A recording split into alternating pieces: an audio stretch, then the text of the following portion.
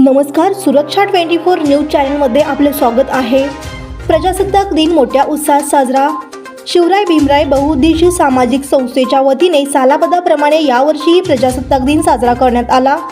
कार्यक्रमाची सुरुवात डॉक्टर बाबासाहेब आंबेडकर यांच्या प्रतिमेस पुष्पहार घालून व प्रमुख उपस्थिती प्रशिक सामाजिक संस्थेचे प्रमुख सल्लागार शिवम भैया सोनकांबळे व हाजी सद्दाम मुल्ला यांच्या शुभहस्ते झेंडावंदन करून सलामी देण्यात आली।